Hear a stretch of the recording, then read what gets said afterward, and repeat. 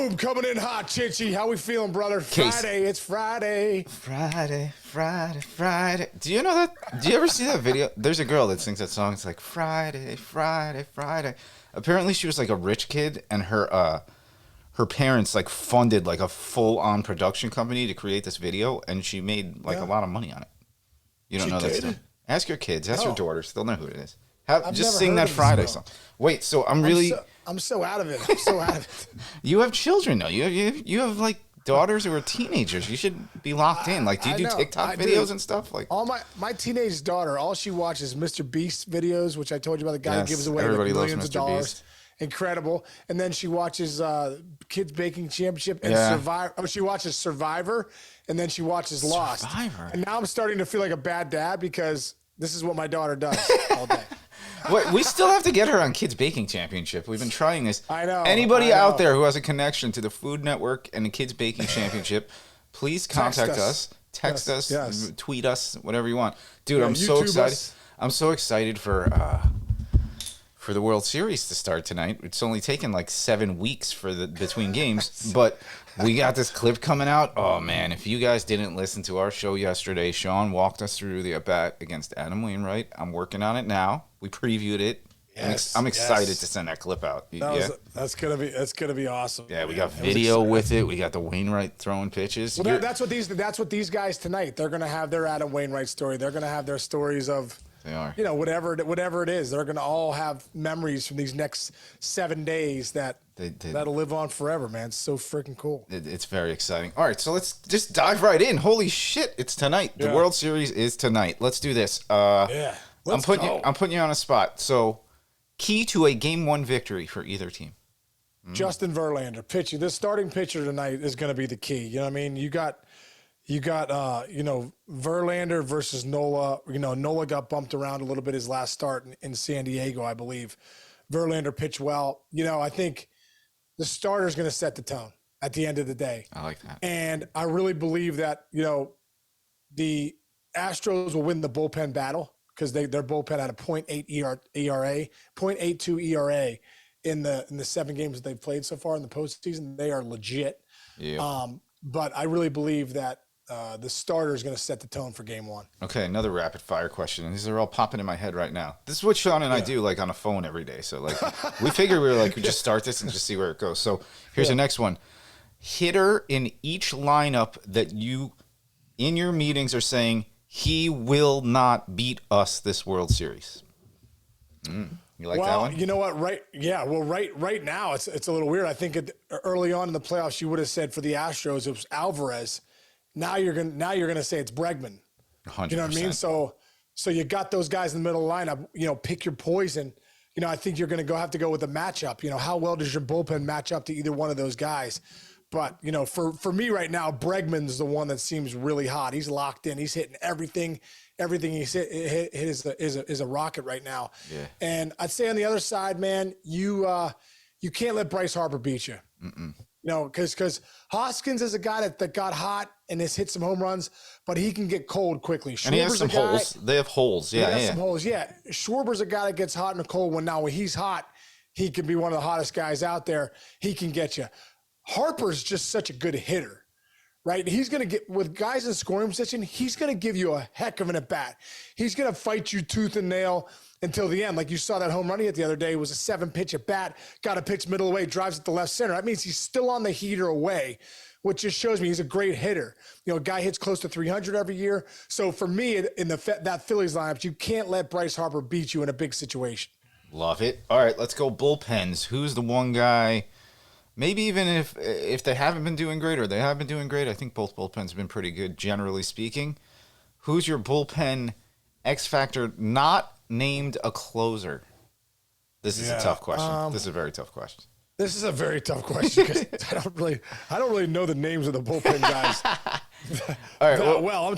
Let's do it this way. Let's do it this way. All right, let's spin it. Let's spin it in another direction. A success for each team to be successful, how deep do the starters have to go before they get to their bullpens? Is that a more functional question for you? Yeah, I would say that, you know, I'd like to get, you know, I think that coaches nowadays don't like to don't like to get too much length out of their starters. But once again, here we are, postseason time. We go back to last year. We got the two oldest managers in the World Series, Dusty Baker, Brian Snitker, right? The two most veteran guys. Yep. Rob Thompson is listen, this is this guy's first managerial job. This guy's been in the game in the Yankees dugout for a long time. He's a veteran guy, veteran mind. That's why he doesn't shuffle the line. So is Dusty Baker. I really believe in this situation, these, nowadays the guys are so scared of the front office that when you start going that third time around the lineup, they get so nervous what the media is going to ask them after the game. Why did you keep them in 3 times that they pull guys? And these two guys don't give a shit, right? They probably don't care about these guys don't give a shit, dude. And you're going to see, I believe, the starters, if they're pitching well, you're going to see some length from these guys. On that same point. And they point, also know it's a 7-game series, so it's not a 5-game series or a 3-game series. On that same point, oh, God, I hope we see some bunting, hit and run, stolen bases. That's what the old school guys still remember as being a big part of baseball that's not there with some of these young managers, right? Like run, I agree, dude. Bunt, I agree. Get the guy over, hit a ground ball with a runner on third and less than 2 outs. Let's do that. Right. That's how you win the World Series. That's how you win the World Series, I think. Yeah, because runs are at a premium. I think that's the biggest thing. And at the end of the day, you've got to find a way to get runs across the board. Now, if that's laying a bunt down, getting a guy over, getting him in, it's old school baseball a little bit. Find ways to win games. Dusty Baker's been in the game. He played with Hank Aaron, bro. Dusty Baker was freaking teammates with Hank Aaron. That puts it in perspective of the kind of baseball you think Dusty Baker plays. Now, is he an analytics guy? Everyone is nowadays, dude. This analytics stuff, it gets overblown because, bro, my whole career, I got up to the big leagues in 97, 2008. We were always getting papers, charts. Hey, this guy throws in an 0-1 situation. He's gonna throw you this. His wipeout slider in 0-2. Hey, when this lefty comes in the game, he's 97. He's 78% heater, fastball away. Come on, dude. That's 30 years, 25 years ago. This analytics stuff of these, of the fantasy guys, like, hey, we're all experts now. Like, no, you've never been in the batter's box. Dusty Baker's been in the batter's box. Rob Thompson's been in the batter's box. You've never been in the batter's box before. So what I love is these coaches, they're going to make decisions on experience that they've been in the game before, not just knowledge of, hey, I think this number says we should do it here. No. Dusty Baker, Rob Thompson, I've been here before. I've been a part of this game. I've been in this situation. I know what this feels like. I'm going here. I'm hitting this button. When sometimes the analytic guys, they don't even have that button in their repertoire. It's not even in their playbook. You know what I mean? So I think you're going to see a little old school managing in this series a little bit. I love that. I love that analysis, and I love the haircut you just got. I just noticed it. That's a good haircut. You did that today, right? Yeah, I just got it done. 11 o'clock. That looks sharp, bro. Man, you still have such great hair for your age. Not that you're old. I'm trying. I'm holding on. Dude, I'm holding on. Oh my God, there's this one current. Wait, I'm going to say this real quick. There's a current broadcaster in television. I'm just going to say it, whatever. Good friend of some people. I'm not even going to I'm not going to hint at who it is, but I go, man, you have such great hair, dude. How do you have that hair at your age? And he goes, man, I've been on Propecia since I was 23 years old. And any little kids listening, hold your ears right now. He goes, I haven't gotten an erection in years, but I have a great head of hair.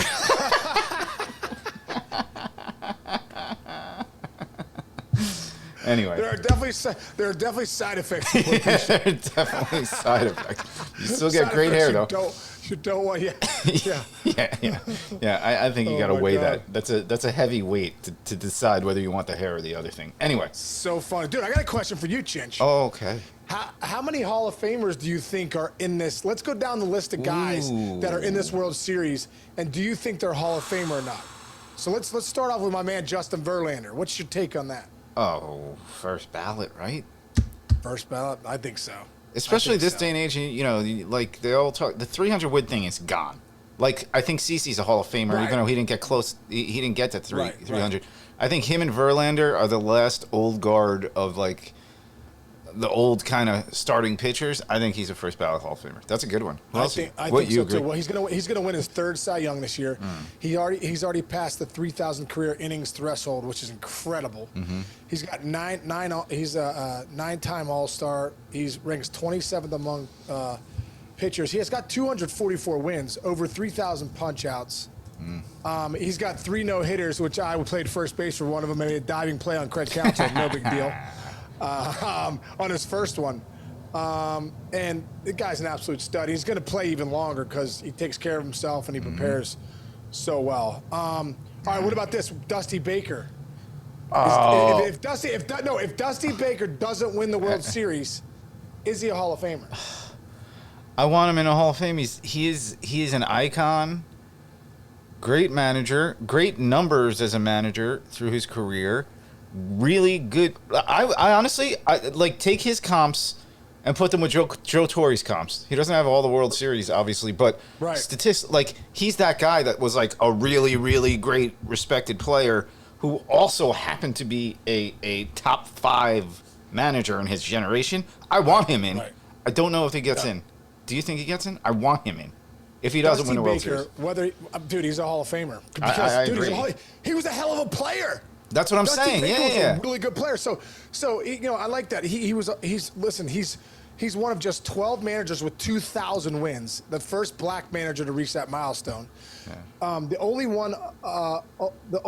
other one of the 12 not in the Hall of Fame is Bruce Bochy, obviously, who's definitely going to be going in. Right.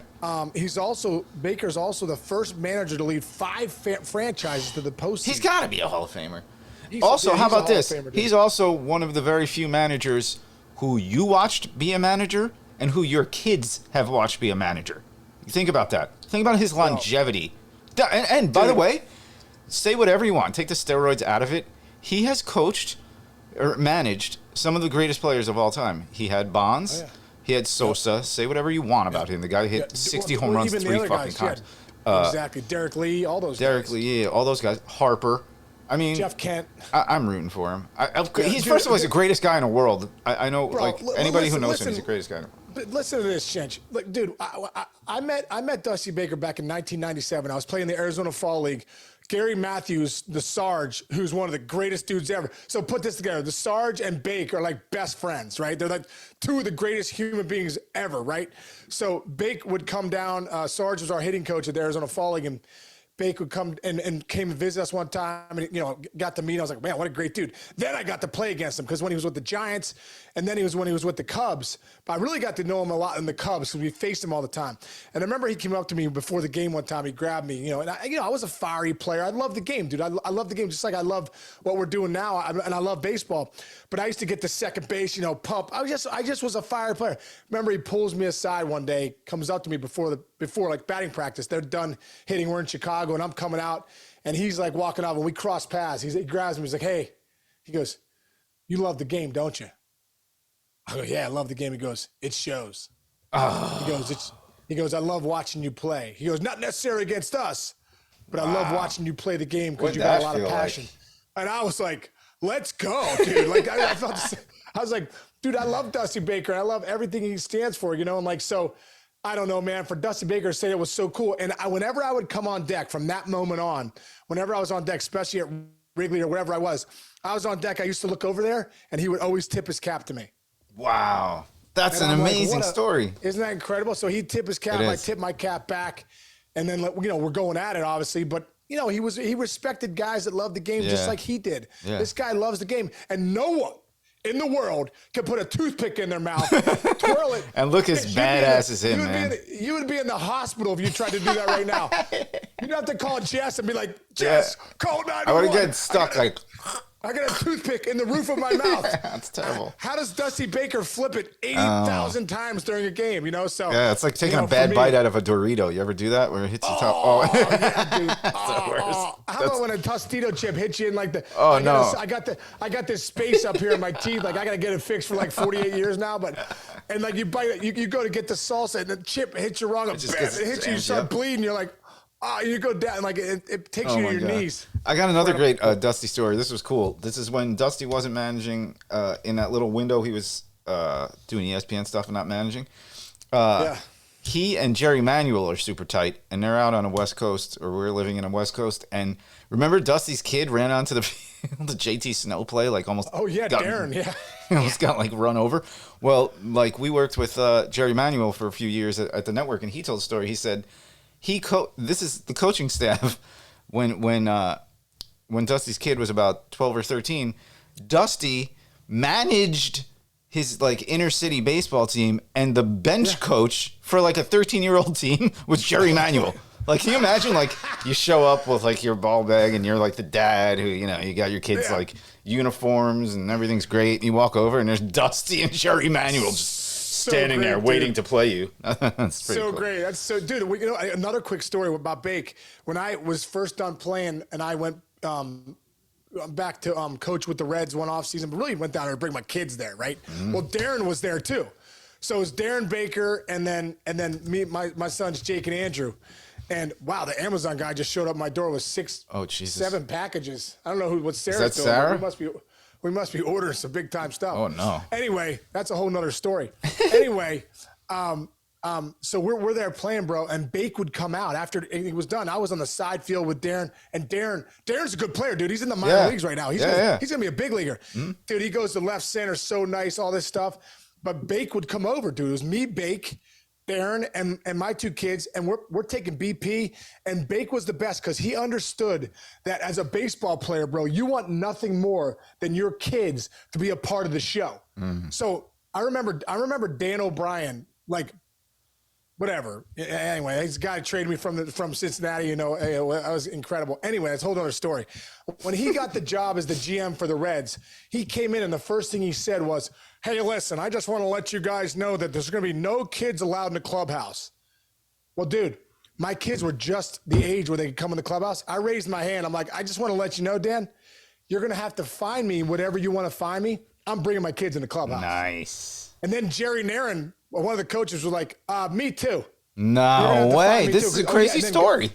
And then guys just start raising their hand. Well, Dan, maybe you've never had a kid in the big leagues, but you know, dude, we're not abiding by this one. We're bringing our kids in the clubhouse because we know we don't see our families enough. And after the games, I want to bring my kids in the cages. I want Jake and Andrew to hit off the tee. I want to throw some flips to them. I want to bring them in the clubhouse and have a good time. You know what I mean? So like, when I brought my kids that one time to Cincinnati, when Bake was the manager, he's like, "Man, bring your kids around the clubhouse. Make sure they're part of it." That's how these kids like Aaron Boone, Brett Boone, go down the list of guys that Ken Griffey Jr., they grew up in these clubhouses. Vlad Guerrero Jr., we probably showed Vlad Guerrero Jr. on ballpark cam more than we showed Vlad Sr. when he was the little kid. Exactly, dude. Yeah. Exactly. So why shouldn't kids come in because you got an uptight GM that has no idea what he's doing? You know what I mean? At that point. Screw that. I love Dusty Baker for that too, because he's like, bring the kids around, brother. This is what it's all about. And look, and he's a great dad. And I would have loved to have been part of that 12-year-old travel team. Yeah, with Dusty Baker, Jerry Manuel as your frick bench coach manager. Let's go, dude. All right, here, wait. I got one for you. I'm just looking at this right now. If his career ended today, is Bryce Harper a Hall of Famer? Oh wow. I'm going to give you numbers. I'll give you numbers. I'm going to give you his 160. First of all, 1, 2, 3. He has played. This is his 11th season. Now, don't forget. What's his name? Kirby Puckett played 10 seasons. That's kind of like the mark for. And obviously, they were extenuating circumstances. He passed away, but like, he's like the small sample size guy. All right, 300. Give me his numbers. 162 game average. I'm going to give you that first. 280. No. Give me because he doesn't. Early in his career, he didn't play. No, that's a fair point. Fair point. He played 90 and 70. All right, let's do this. 2 MVPs and a Rookie of the Year.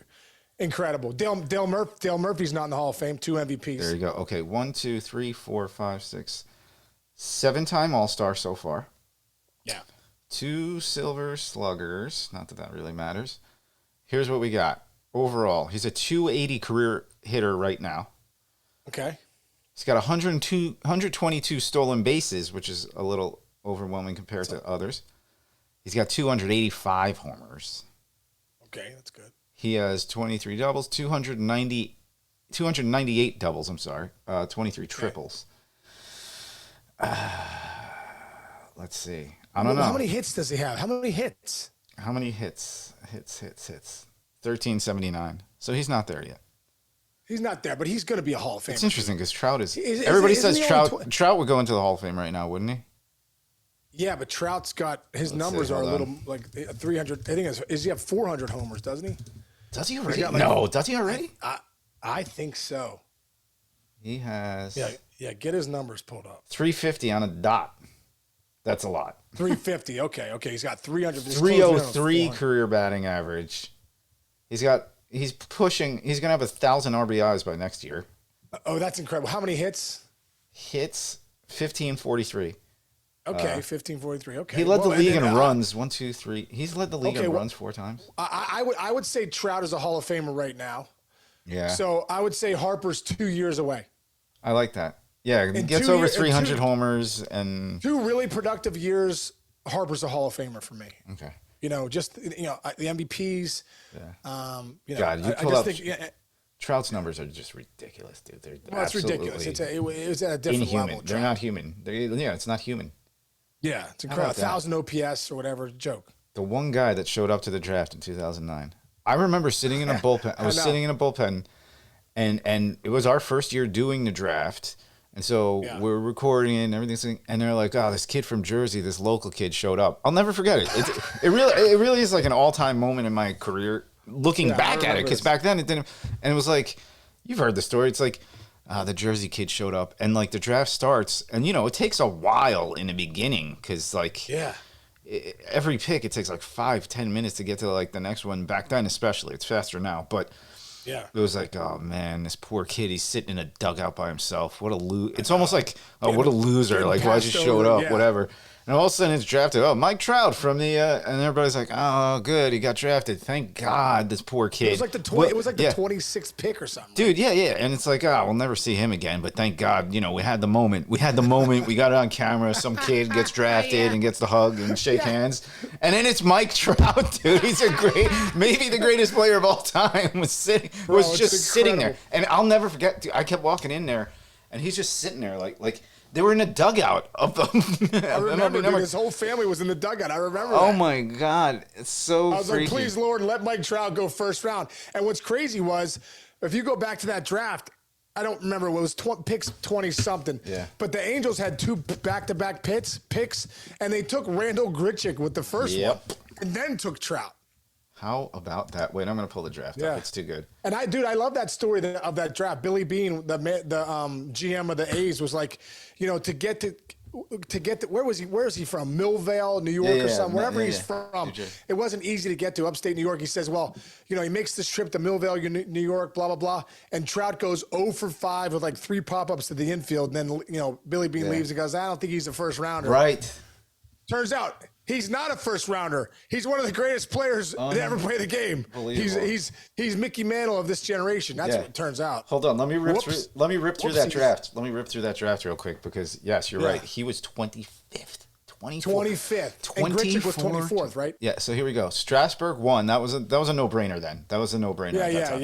Yeah. Dustin Ackley, solid. Donovan Tate, Padres. Tony Sanchez, Pirates. Matt Hobgood, Baltimore. Zach Wheeler, San Fran, not a bad pick at that time, right? Mike Minor, Braves. Mike Leake, Reds.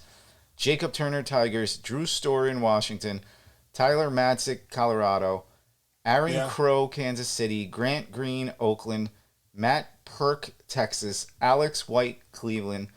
Bobby Borchering, Arizona. AJ Pollock, Arizona. Chad James, Florida. Shelby Miller, St. Louis. Chad Jennings, Blue Jays. I'm just going to read the rest of the names. Wow. Giovanni Meir, Kyle Gibson, Jared Mitchell, Randall Grichuk, and then Trout. Now, this is what that tells me. Wow. Don't ever worry about trading your minor leaguers, right? You can't. Right. You can't judge baseball the same way you can judge other sports. Like, if you have a chance to get a superstar mid-season to help you win the World Series, trade whoever you got to trade. Now, granted, you probably have 1 or 2 guys. Like the Yankees have Anthony Volpe. They have refused to get rid of him. Fine, that's your guy. But look at all these other guys. Okay, here's a great question, Chich, because I thought of this the other day. This is so great about Volpe. Oh, okay. So I can't believe you brought this up. I was thinking when I look at the free agents, I go, why would the Yankees not go get Trey Turner?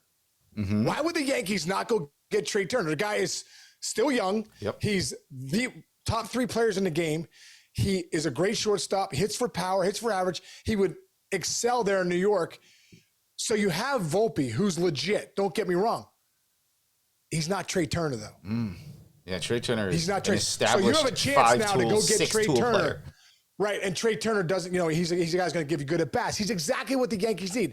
You go get Volpe, you're like, okay, we have Volpe, who's a good player, but he's a couple years away from even being close to Trey Turner. And you're hedging that he's going to be a great professional player. That's what I'm saying. That's a what bet. I'm saying. That's a gamble. That's a gamble. You're hedging a bet. You're hedging a bet on a prospect. You know what I mean? You're hedging a bet on a prospect. So at the end of the day, when you have an established big leaguer that's one of the best players in the game, if you're the Yankees, you got to really think about that. I mean, I know you have Volpe, who's legit, and maybe at some point Gleyber Torres moves on and you put Volpe at second to save some money.